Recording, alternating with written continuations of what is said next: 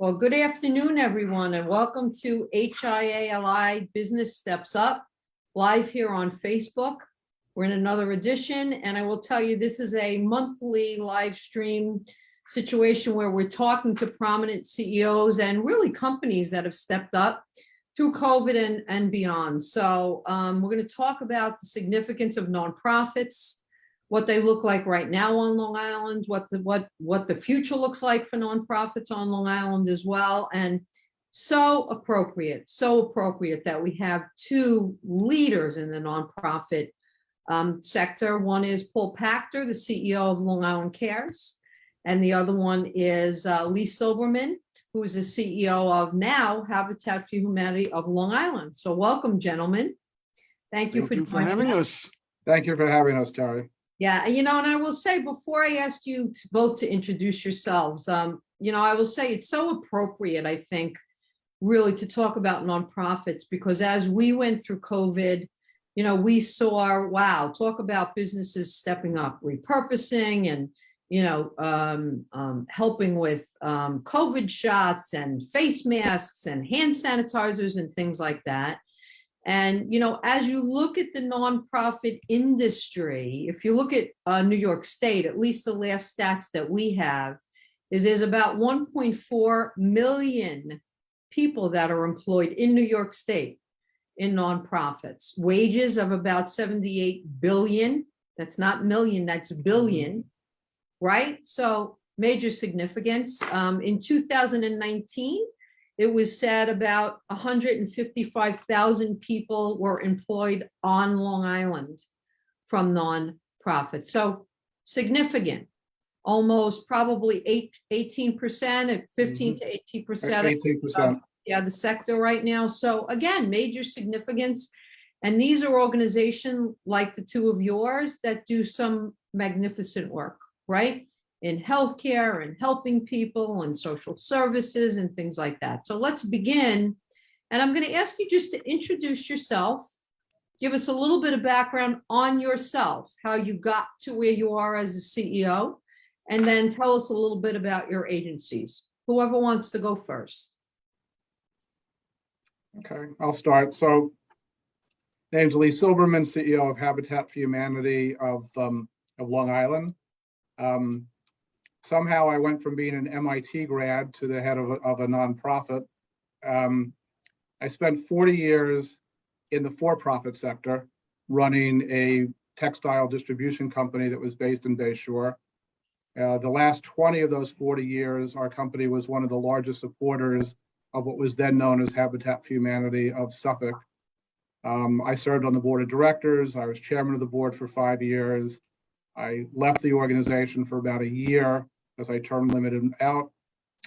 And then about a year later, through a series of coincidences, I was offered and accepted the position of CEO, which I took in October 1st of 2019. Great.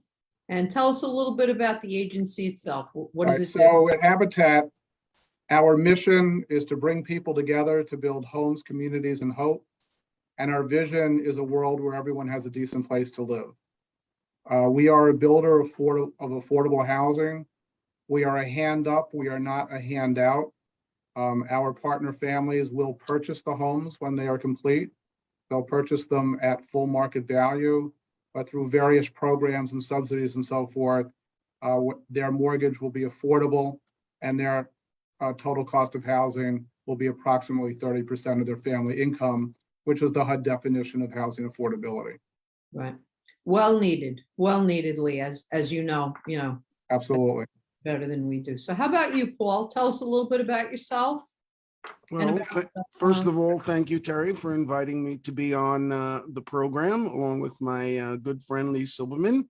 I have the pleasure of working with Lee in a number of opportunities and programs that we share together. I am the Chief Executive Officer of Long Island Cares and the Harry Chapin Food Bank. We are the regional food bank for Long Island, and we provide emergency food support for 325 local community organizations that combined provide food assistance to approximately 250,000 people here in Nassau and Suffolk County. I came to Long Island Cares 15 years ago. I wasn't planning to leave my previous position, which was as Deputy Executive Director of Central Nassau Guidance and Counseling Services. But the opportunity at Long Island Cares was of interest to me. I was told about the opportunity by a friend while I was in Washington, D.C. on a advocacy trip with other nonprofits, and I applied for the position. I was familiar with the organization from the time they opened up. In fact, I won't go into the story right now, but I was scheduled to meet with Harry Chapin on July 16th of 1981 in the afternoon, which is the day he lost his life on the Long Island Expressway, to talk about Long Island Cares. So to find myself here 42 years later as the CEO of the organization, in many ways, Harry heard what I wanted to tell him. I have spent, as I just said, I've spent 42 years working in the nonprofits here on Long Island, including a 5.5-year stint as the Deputy Commissioner of the Nassau County Department of Mental Health. But I'm very much thrilled to be here and to work with the wonderful staff we have here at Long Island Cares. It provides me and the team numerous opportunities to work with the community. One of the things I always think about, Terry, when you and I are together at functions and events, if I wasn't at Long Island Cares, I would never have had the opportunity to meet you or know about the HIA-LI. And so, this organization and what I do has opened up numerous doors for me and for the team here. We're an organization that, in my opinion, in terms of what we're able to do, we have no boundaries. If there's creative and innovative ideas on how we can better feed people who are hungry and work with communities where people are struggling, we're going to do it. And, I always tell people that Long Island Cares is not just a nonprofit food bank. We are a humanitarian organization. There are many things that we do that other nonprofits do not do. One of the things I'm most proud of in terms of the team and myself is our interest and willingness to take risks, to move the organization forward and to continue to help those in need. So I really appreciate this opportunity because it gives me, another, platform to share information about the organization and also to support and, talk positively about the HIA-LI, which is something very near and dear to my heart. Oh, thank you. And, we're blessed to have you both on Long Island. As you look at your stories, and Paul, I don't know, you've ever told me that story about Harry Chapin. I'm not sure, but listen, it's fate sometimes, right? That brings people together and moments like that. And, you both take what you do very seriously because you understand the need. So let's talk a little bit about that. As you look at Long Island as a whole, it's an interesting place because you have pockets of extreme wealth and you have pockets right next door of communities that are extremely needy in certain areas. So talk to us a little bit about you, obviously, Paul, with food depravity and Lee, you with affordable housing. What is the current state that you're seeing on Long Island? And let me preface that with, Paul, when you and I first met, I will never forget thinking, like many people might, well, the people that need food are the ones that are homeless, obviously, the ones that just can't afford food. And my dynamic and my perspective changed so dramatically when I met you, because yes, that's a piece of it, right? But there were so many other people that are right on that borderline. So talk to us about the dilemmas in both situations. Well, it's interesting because you said, for me, it's the catchword. The fact that there are pockets of poverty or pockets of affluence on Long Island. About 15 years ago, after I got here, one of the things that I realized is that how significantly Nassau and Suffolk County have changed from, the time in the mid to late 50s up until now. There was a time, my opinion, that there were pockets of poverty on Long Island. But today I see it more as there are pockets of affluence while the remaining people that live in Nassau and Suffolk County are struggling. And, oftentimes I'll say, or the team will say, so many people on Long Island are one paycheck away from needing the services of a food bank. And during the first 2 years of the COVID pandemic, that really, Terry, was brought home so clearly. Up until COVID, Long Island Cares was providing support for probably somewhere around 250,000 people. But during COVID, we saw an additional 228,000 people, which jumped the number up to more than 480,000 people, which, is more than 10% of the population here on Long Island. It's almost 20%. So that, that really is what makes me say that there are pockets of affluence, because the majority of people on Long Island are living paycheck to paycheck and having trouble, especially during these times of high inflation, of making ends meet. And so the local community food pantries and food banks have become a lifeline for more than just the poor people. People are struggling, and sometimes people will come to a food pantry and need enough food to feed their families for 5 to 6 days. And other times people are coming just to get some fill-ins. It's almost like going to a corner grocery store. But that's why we're here. We're here to help people get through crises. As I've said many times, we oversee an emergency food network. It was never meant to be more than an emergency food network, but unfortunately, because of inflation, because of things like pandemics, because of things like natural disasters, Superstorm Sandy, we see that people don't have savings, that people don't have, that nest egg where they can, come through a crisis. And so the work that we do becomes more important of allowing people to maintain the quality of life that they're already in at that time, as opposed to, losing it all or saying, I only need help every now and then. So, the issue of food insecurity, in my opinion, is very significant in a very wealthy region of the country. And we've got to get it under control. Yeah.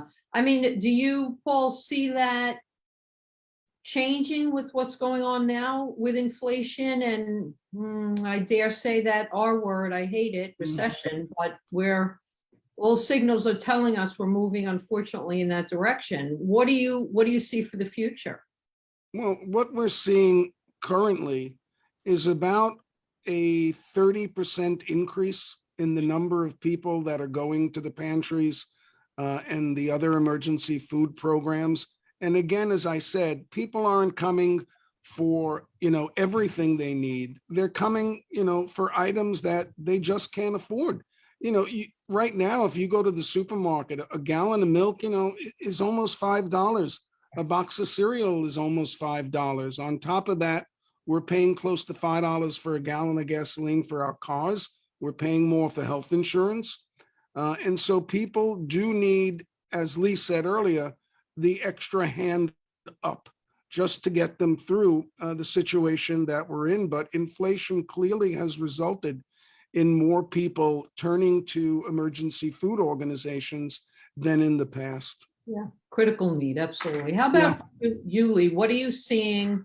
We started to talk a little bit about COVID. What are you seeing in terms of a need with affordable housing, and where do you see that need going?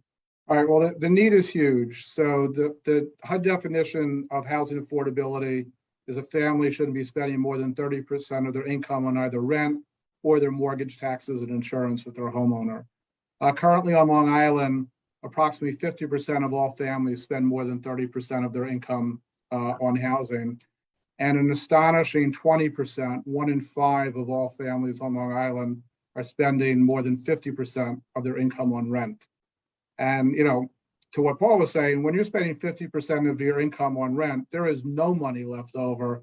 There's barely enough money left over for food. There's no money left over for medical expenses, any kind of, other necessities, gas at, $4.50, $5 a gallon, so forth.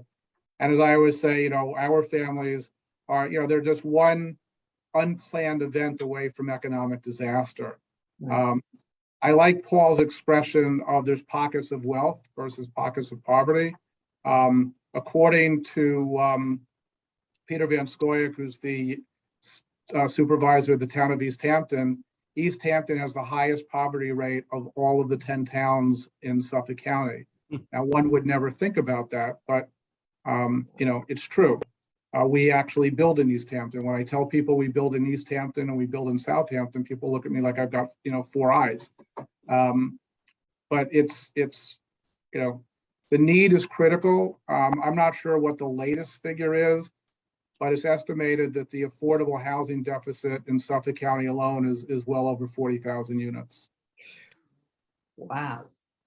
Wow. So I'm shocked when you say that 50% of those people, I mean, that's a crazy statistic in terms. It's a crazy statistic. And look, as part of the LIA, we're supporters of we're supporters part of the HIA, excuse me. We're supporters of the HIA, we're supporters of Long Island, we're cheerleaders for Long Island. But the fact is, a lot of people cannot afford to live here. Seniors are certainly moving because, on fixed incomes to afford the property taxes is very, very difficult. And it's hard for the young people to stay here. There's been some inroads, but there's, our zoning is a big issue. Mhm. There's not enough zoning for affordable housing. There's a lot of, Long Island is the king of 1 acre zoning, and 1 acre zoning by definition is not going to be, affordable for the vast majority of people. So it's a deep, it's a big issue, and the issue is everywhere. Right.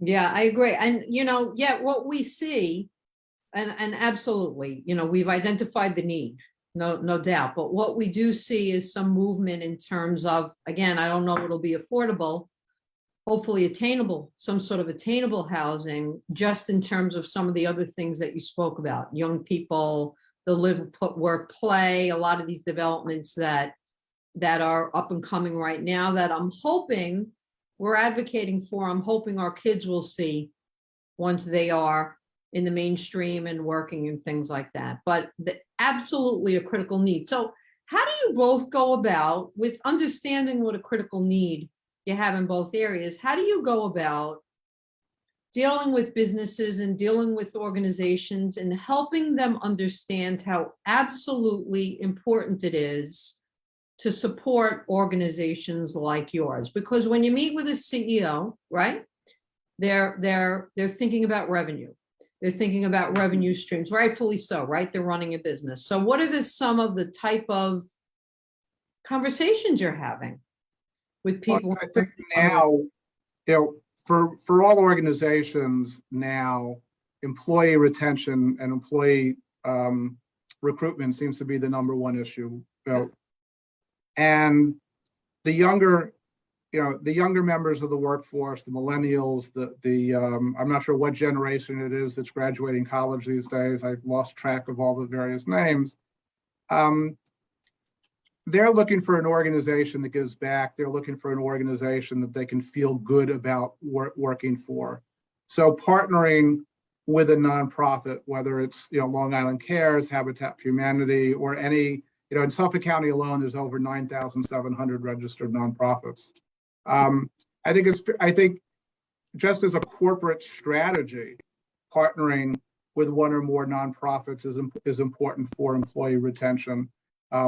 Both of our organizations have very significant volunteer opportunities.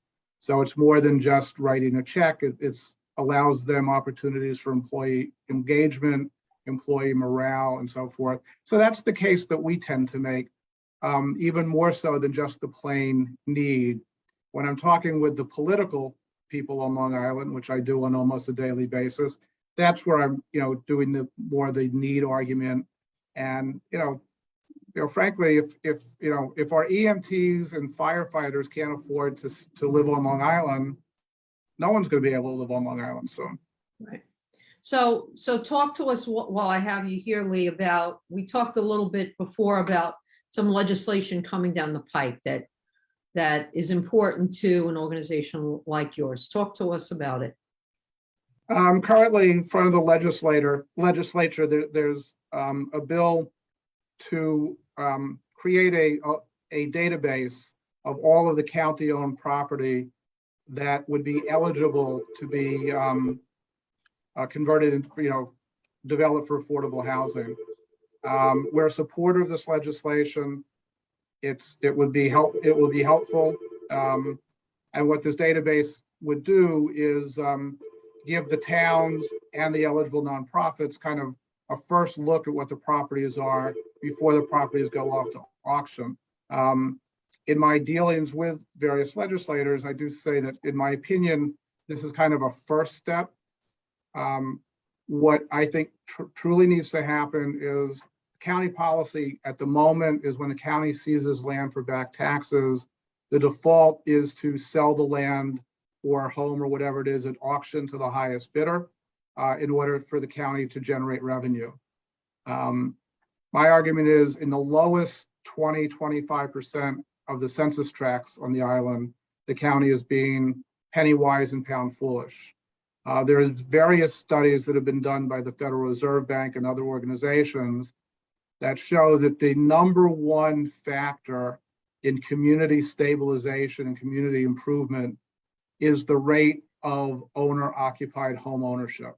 Mm-hmm. So when in the lower income census tracts, the county is auctioning off the land, in most cases, what's going to happen is it'll be purchased by an investor in an absentee landlord situation. That does not help the community at all and actually tends to accelerate the deterioration of the community. So what I'd like the legislature to do is in the lower census tracts, make the default to develop the properties for affordable housing and preferably owner-occupied affordable housing, and then only those properties that for whatever reason the towns or the eligible nonprofits don't think can be developed, let those go to auction. And how is that going?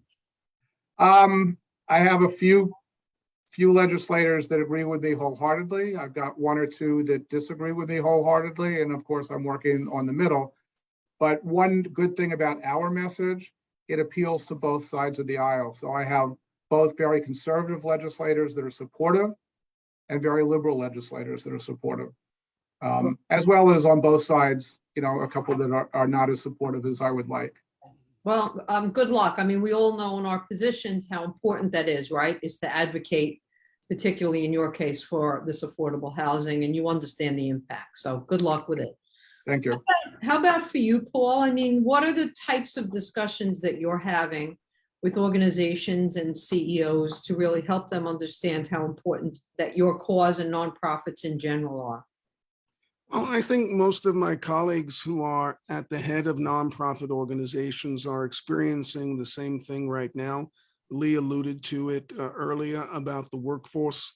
We are, despite inflation, we are, in terms of being able to offer competitive salaries and being able to expand your organizations and even improving your donor base, those things exist right now, even though we're looking at almost 9% inflation. Oftentimes, in speaking to some of my colleagues these days, I always seem to go back to the same thing, Terry, and that is we run businesses.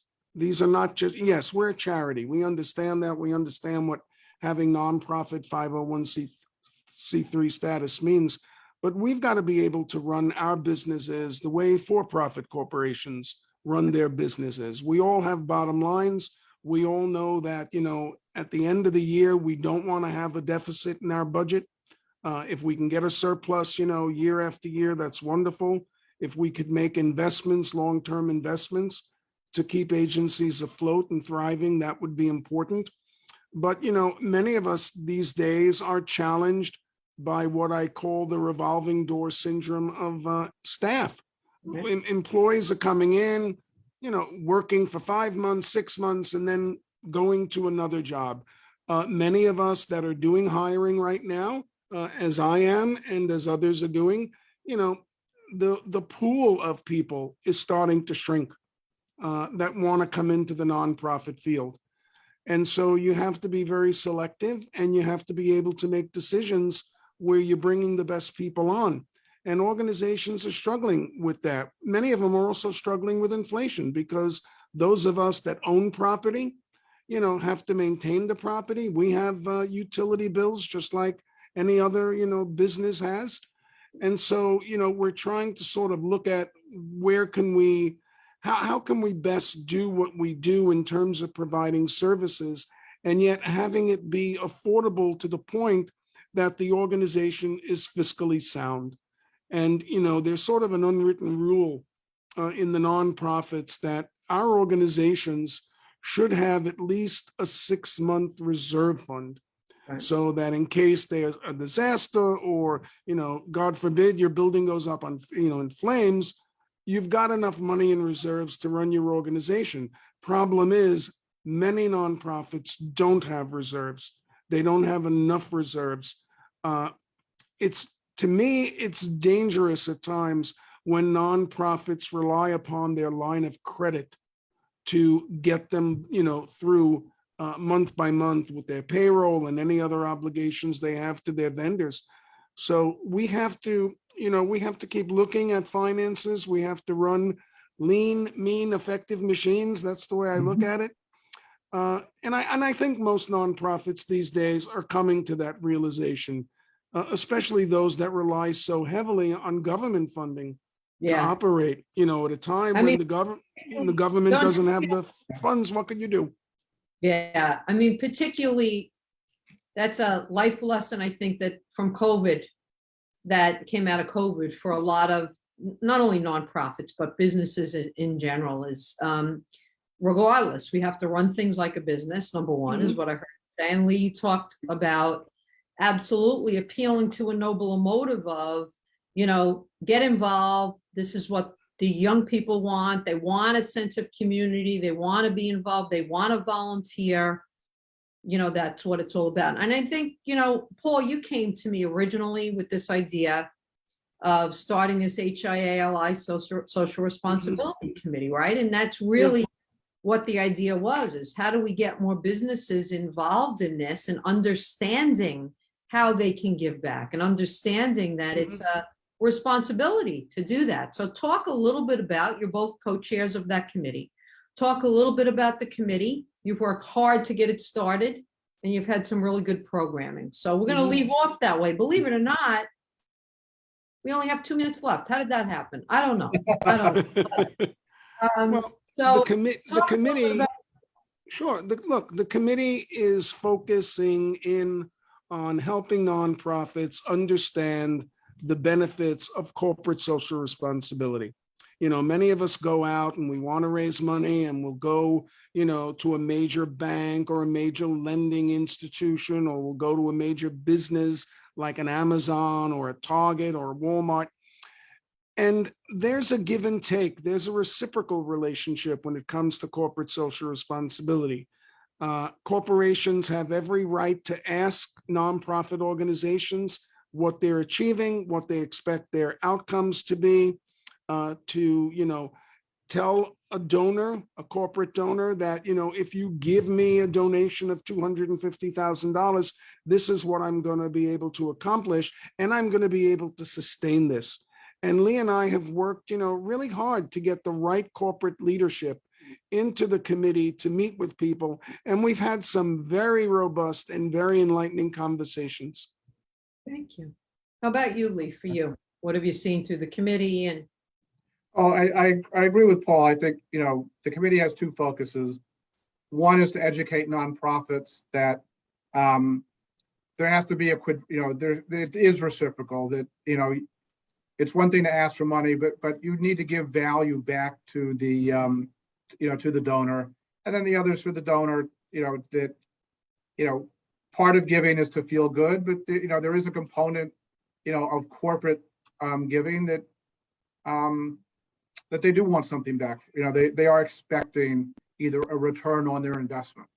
If they're giving, as I said before, there's 9,000 nonprofits just in Suffolk County. Most corporate donors want to know that if they're giving the money to group X, that organization is going to use the money wisely, and something will actually be done for the money. I want to just say one last thing. I know we probably have only a couple of seconds. I hate the word nonprofit. We're the only country that uses that. In Europe, it's called non-government organizations, because the only difference between us and the for-profit businesses is we don't pay income tax on our profits. Mhm. But we do have to run our organizations as businesses. And it's important for donors to understand we need to run our organizations as businesses. We do have overhead. Donors hate to fund overhead, but if you don't fund overhead, there is no organization to fund. And I can give examples of many organizations that have no overhead, and they also have no impact. Yeah.